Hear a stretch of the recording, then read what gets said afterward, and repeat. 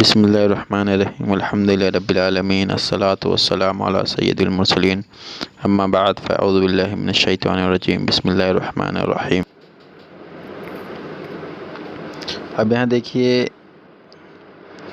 ہم قرآن کریم قرآن پاک کی تلاوت کیجیے کا پہلا پارٹ بنا چکے ہیں، دوسرا پارٹ ہے تفسیر قرآن قرآن پاک ترجمہ کنز الایمان، ترجمہ کنز العرفان اور تفسیر صراط الجنان۔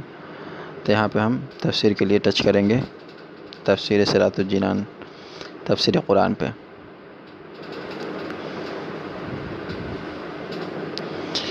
اس کے بعد یہاں دیکھیے اوپر لکھا ہوا پارہ کے حساب سے پڑھ سکتے ہیں، اس کے بعد سورت کے حساب سے۔ تو پارے کے حساب سے ہم دیکھتے ہیں الف لام میم، جو پہلا پارہ ہے، اس کے بعد پھر 30 پارہ دیا گیا ہے، دیکھیے 30 پارے تک ہے، آخری پارہ اما ہے اور پہلا پارہ الف لام میم ہے۔ تو الف لام میم پہ ٹچ کریں گے تو پہلے دیکھیں ہم قرآن پاک پڑھنے پہ کرتے تھے تو صرف آیت لکھی رہتی تھی، اس کے ساتھ ترجمہ نہیں لکھا رہتا تھا۔ یہاں پہ دیکھیے آیت بھی ہے، ترجمہ بھی ہے، بسم اللہ الرحمن الرحیم ہے، اس کے بعد اس کا ترجمہ ہے اللہ کے نام سے شروع جو نہایت مہربان رحمت والا۔ اب یہ ترجمہ ہو گیا، اگر اس کی تفسیر پڑھنی ہے تو یہ تفسیر پڑھیے پہ کلک کریں گے۔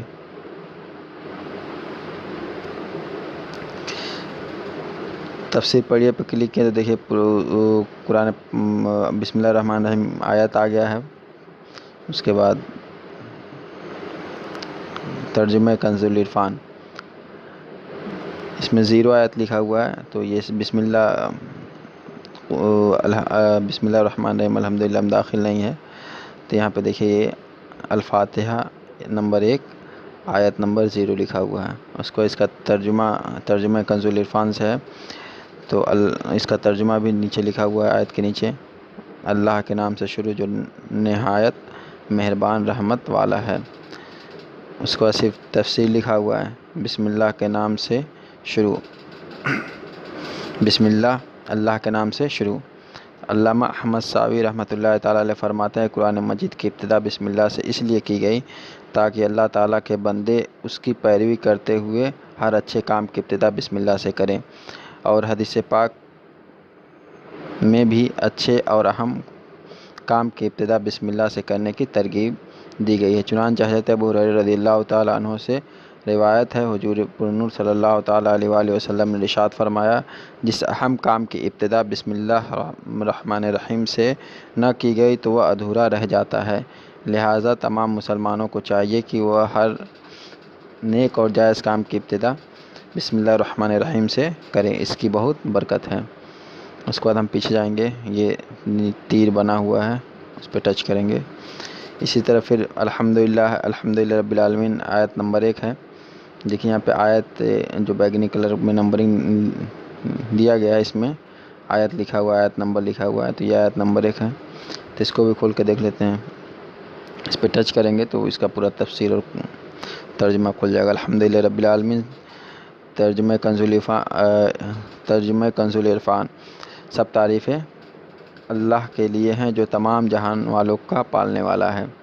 اب اس کی تفسیر صراط الجنان کی ہے، الحمدللہ سب تعریف اللہ کے لیے ہیں، یعنی ہر طرح کی حمد اور تعریف کا مستحق اللہ تعالیٰ ہے، کیونکہ اللہ تعالیٰ کمال کی تمام صفات کا جامع ہے۔ حمد اور شکر کی تعریف، حمد کا معنی ہے کسی کے اختیاری خوبیوں کی بنا پر اس کی تعریف کرنا، اور شکر کی تعریف یہ ہے کہ کسی کے احسانات کے مقابلے میں زبان، دل یا اعضاء سے اس کی تعظیم کرنا، اور ہم چونکہ اللہ عز و جل کی حمد عام طور پر اس کی احسانات کے پیش نظر کرتے ہیں، اس لیے ہماری یہ حمد شکر بھی ہوتی ہے۔ اس کے بعد یہ اللہ تعالیٰ کے حمد و ثنا کے فضائل۔ اس کے بعد پیچھے چلتے ہیں، ایک بار اور پیچھے جائیں گے۔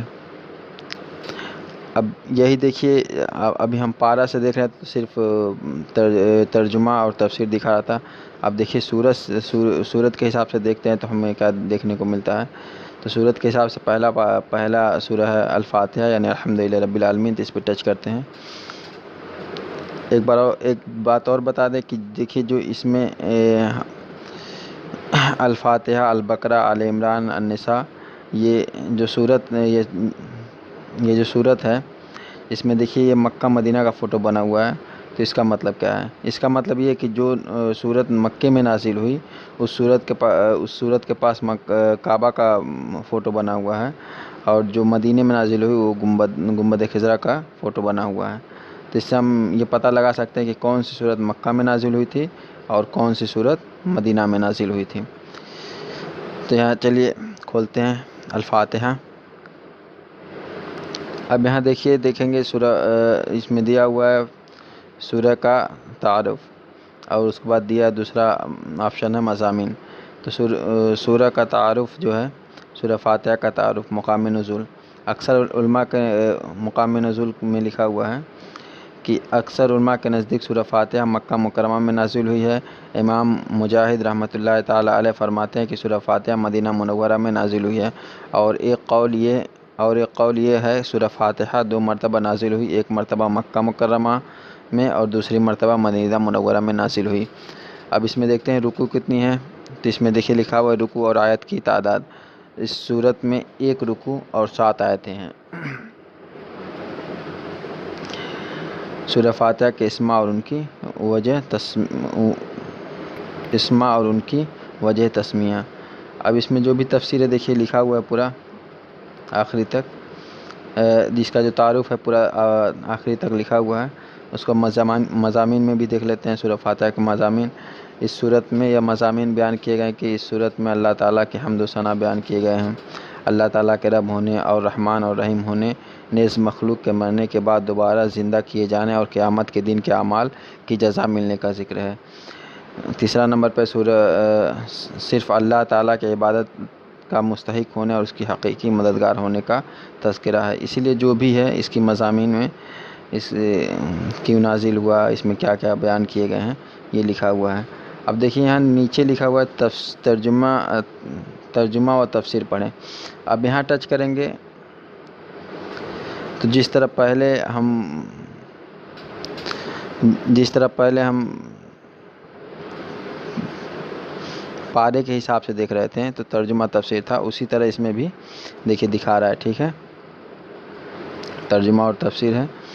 7 آیتیں ہیں. دن سے آخری آیت ہے صراط الذین انعمت علیہم غیر المغضوب علیہم ولا الضالین. اس کے بعد اس کا ترجمہ ان لوگوں کا راستہ جن پر تو نے احسان کیا، نہ کہ ان کا راستہ جن پر غضب ہوا اور نہ بہکے ہوئے کا.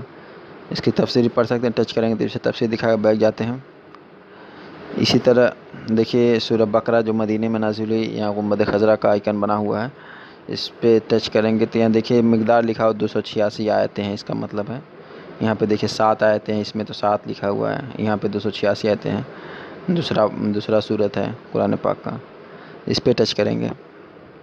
اب اس میں دیکھیے ایک آپشن اس میں بڑھا ہوا ہے. اس میں 3 آپشن ہے، سورہ کا تعارف، مضامین اور مناسبت. ٹھیک ہے، تو اس کی جو تعریف ہے اس میں لکھا ہوا ہے سورہ بقرہ کا تعارف. مقام نزول حضرت عبداللہ ابن عباس رضی اللہ تعالی عنہما کے فرمان کے مطابق مدینہ منورہ میں سب سے پہلے یہی سورہ بقرہ نازل ہوئی. رکوع اور آیت کی تعداد کتنے؟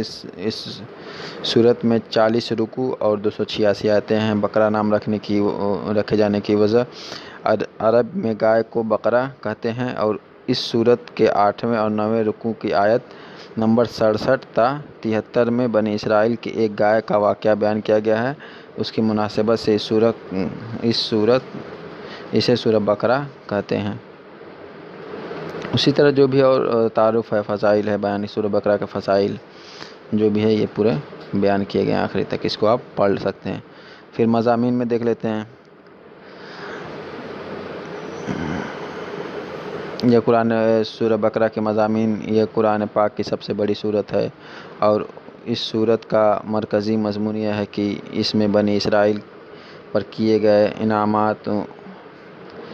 ان انعامات کے مقابلے میں بنی اسرائیل کی ناشکری، بنی اسرائیل کے جرائم جیسے بچھڑے کو پوجا کرنا، سرکشی اور عناد کی وجہ سے حضرت موسیٰ علیہ السلام سے طرح طرح کے مطالبات کرنا، اللہ تعالیٰ کی آیتوں کے ساتھ کفر کرنا، انبیاء کرام علیہم الصلاۃ والسلام کو ناحق شہید کرنا اور حد توڑنا وغیرہ گائے ذبح کرنے کا واقعہ اور نبی کریم صلی اللہ علیہ وسلم کے زمانے میں موجود یہودیوں کے باطل عقائد و نظریات اور ان کے خباثتوں کو بیان کیا گیا ہے، اور مسلمان کو یہودیوں کی دھوکہ دہی سے آگاہ کیا گیا ہے۔ اس کے علاوہ سورہ بقرہ میں یہ مضامین بیان کیے گئے ہیں۔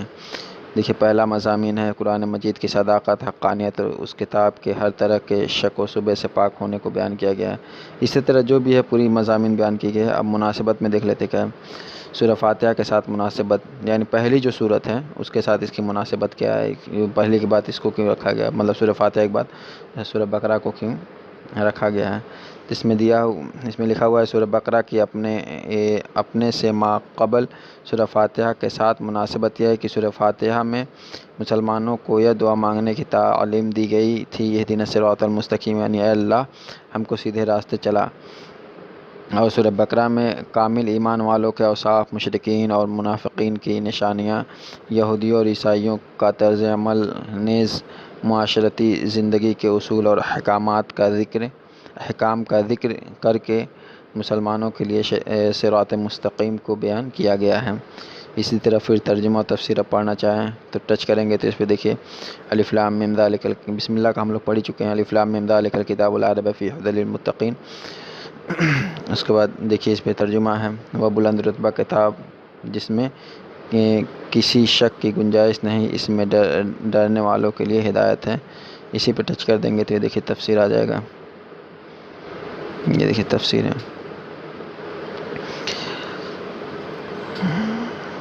قرآن پاک کی 29 سورتوں کے شروع میں اس طرح کے حروف ہیں، انہیں حروف مقطعات کہتے ہیں۔ ان کے بارے میں سب سے قوی قول یہ ہے کہ یہ حروف اللہ تعالیٰ کے راز ہیں اور متشابہات میں سے ہیں، ان کی مراد اللہ تعالیٰ جانتا ہے اور ہم ان کے حق ہونے پر ایمان لاتے ہیں۔ حروف مقطعات کا علم اللہ تعالیٰ کے علاوہ کسی کو حاصل نہیں ہے یا نہیں، یہ تو پورا تفسیر ہے، آپ اس کو پڑھ سکتے ہیں۔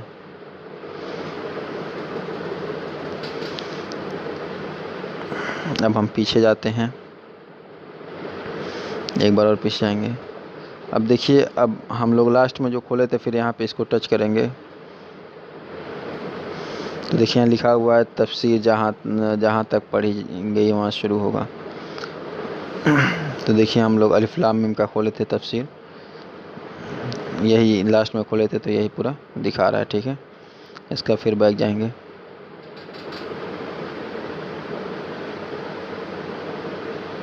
ایک بار اور بیک جائیں گے۔ اب دیکھیں بک مارک ہے، بک مارک میں ہم نے کوئی بک مارک نہیں کیا ہے تو یہاں پہ کچھ نہیں دکھا رہا ہے۔ بک مارک کر کے بھی دیکھ لیتے ہیں، جیسے مان لیجیے ہم نے کھولا سورہ بقرہ، آل عمران کھولتے ہیں، آل عمران کھولتے ہیں، مضامین، مناسبت، تفسیر۔ اب جیسے مان لیجیے اس کی تفسیر کھولتے ہیں، آیت نمبر 3 کا، یہ ٹچ کرنے پہ کاپی ہو جائے گا۔ اب یہاں دیکھیے ٹاپک نیم کیا ڈالیں، آل عمران نمبر 3 ڈالتے ہیں۔ بک مارک کا دیکھیے آپشن ہے، یہ لائن بنا اس پہ ٹچ کریں گے تو یہ آپشن یہ لکھتے ہیں آل عمران 3، ڈن کر دیتے ہیں۔ اب اس کو بک مارک میں جا کے دیکھیں گے،